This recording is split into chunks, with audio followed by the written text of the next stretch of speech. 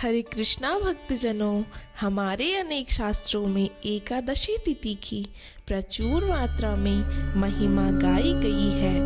पद्म पुराण में कहा गया है कि सूर्य की दिशा में स्नान करने, भगवान विष्णु का दर्शन करने से जो पुण्य फल प्राप्त होता है, जो कि एकादशी व्रत की महिमा की 16वीं कला के बराबर भी नहीं है। पृथ्वी पर अश्वमेघ यज्ञ का जो फल मिलता है, उससे कई गुना फल एकादशी व्रत का मिलता है। हमारे शास्त्रों में जितने भी व्रत व उपवास बताए गए हैं, उनमें सबसे श्रेष्ठ है एकादशी तिथि। फिर चाहे ये कृष्ण पक्ष की हो या फिर शुक्ल पक्ष की एकादशी। ऐसी ही परम पावनी एकादशी कुछ ही दिनों में आने वाली है, और एकादशी है मार्गशीर्ष में आने वाली उत्पन्ना एकादशी, जो कि 8 दिसंबर को है। और खासकर इस एकादशी का महत्व इसलिए भी बढ़ जाता है क्योंकि यह उत्पन्ना एकादशी है जब एकादशी माता की उत्पत्ति हुई थी। उत्पन्ना एकादशी का महत्व। धर्मराज युधिष्ठिर कहने लगे कि हे भगवान, मैंने कार्तिक शुक्ल एकादशी अर्थात प्रबोधिनी एकादशी का सविस्तार वर्णन सुना। अब आप कृपा करके मुझे मार्गशीर्ष माह के कृष्ण पक्ष की एकादशी के विषय में भी बतलाइए। इस एकादशी का क्या नाम है तथा इसके व्रत का क्या विधान है, इसकी विधि क्या है, इसका व्रत करने से किस फल की प्राप्ति होती है, कृपया यह सब विधान पूर्वक कहिए। भगवान श्री कृष्ण बोले, मार्गशीर्ष माह में कृष्ण पक्ष में आने वाली इस एकादशी को उत्पन्ना एकादशी कहा जाता है। यह व्रत शंखोद्वार तीर्थ में स्नान करके भगवान के दर्शन करने से जो फल प्राप्त होता है, उसके बराबर पुण्य मिलता है। व्रत करने वाले भक्त को चोर, पाखंडी, परस्त्रीगामी, निंदक, मिथ्याभासी तथा किसी भी प्रकार के पापी से बात नहीं करनी चाहिए। इसका महात्म्य में मैं तुमसे कहता हूँ, ध्यान पूर्वक सुनो। उत्पन्ना एकादशी व्रत कथा। युधिष्ठिर कहने लगा, हे भगवान, आपने हजारों यज्ञ और लाख गोदान को भी एकादशी व्रत के बराबर नहीं बताया, सो यह तिथि सब तिथियों में उत्पन्न कैसे हुई, बताइए। भगवान कहने लगे, हे युधिष्ठिर, सतयुग में मुर नाम का दैत्य उत्पन्न हुआ। वह बड़ा बलवान और भयानक था। उस प्रचंड दैत्य ने इंद्र, आदित्य, वसु, वायु, अग्नि आदि सभी देवताओं को पराजित करके भगा दिया। तब इंद्र सहित सभी देवताओं ने भयभीत होकर भगवान शिव से सारा वृत्तांत कहा और बोले, हे कैलाशपति, मुर दैत्य से भयभीत होकर सब देवता मृत्युलोक में फिर रहे हैं।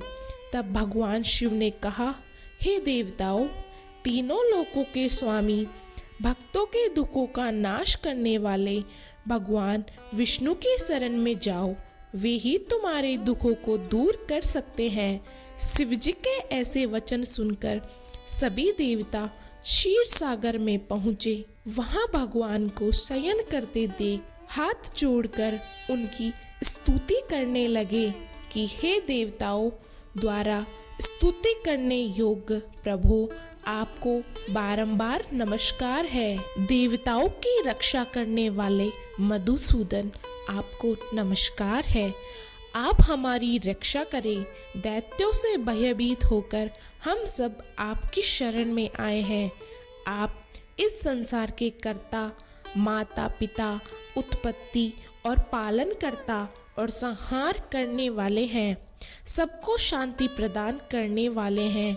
आकाश और पाताल भी आप ही हैं। सबके पिता हम हैं ब्रह्मा, सूर्य, चंद्र, अग्नि। सामग्री, होम, आहुति, मंत्र, तंत्र, जप, यजमान यज्ञ कर्म करता भोक्ता भी आप ही हैं। आप सर्वव्यापक हैं। आपके सिवा तीनों लोकों में चर तथा अचर कुछ भी नहीं है। हे भगवान, दैत्यों ने हमको जीतकर स्वर्ग में भ्रष्ट कर दिया है और हम सब देवता इधर उधर भागे भागे फिर रहे हैं। आप उन दैत्यों से हम सबकी रक्षा करें। इंद्र के ऐसे वचन सुनकर भगवान विष्णु कहने लगे कि हे इंद्र, ऐसा मायावी दैत्य कौन है जिसने सब देवताओं को जीत लिया है? उसका क्या नाम है? उसने कितना बल है और किसके आश्रय में है तथा उसका स्थान कहाँ है? यह सब मुझसे कहो। भगवान के ऐसे वचन सुनकर इंद्र बोले, भगवान, प्राचीन समय में एक नाड़ी जंग नामक राक्षस था। उसके महापराक्रमी और लोक विख्यात मुर नाम का एक पुत्र हुआ। उसकी चंद्रावती नाम की नगरी है। उसी ने सब देवताओं को स्वर्ग से निकालकर वहां अपना अधिकार जमा लिया है। उसने इंद्र, अग्नि, वरुण, यम, वायु, ईश, चंद्रमा, नैऋत्य आदि सबके स्थान पर अधिकार कर लिया है। सूर्य बनकर स्वयं ही प्रकाश करता है, स्वयं ही मेघ बना बैठा है और सबसे अजेय है। हे असुर निकंदन, उस दुष्ट को मारकर देवताओं को अजय बनाइए। यह वचन सुनकर भगवान ने कहा, हे देवताओं, मैं शीघ्र ही उसका संहार करूंगा। तुम चंद्रावती नगरी जाओ। इस प्रकार कहकर भगवान सहित सभी देवताओं ने चंद्रावती नगरी की ओर प्रस्थान किया। उस समय जब दैत्य मुर सेना सहित युद्ध भूमि में गरज रहा था, उसकी भयानक गर्जना सुनकर सभी देवता भय के मारे चारों दिशाओं में भागने लगे।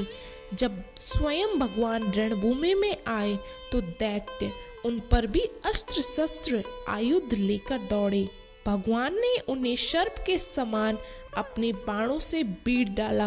बहुत से दैत्य मारे गए, केवल मुर बचा रहा। वह अविचल भाव से भगवान के साथ युद्ध करता रहा।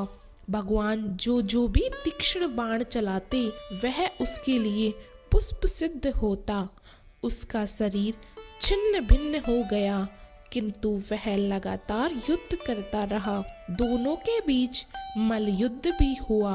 10,000 वर्ष तक युद्ध चलता रहा, किंतु मुर नहीं हारा।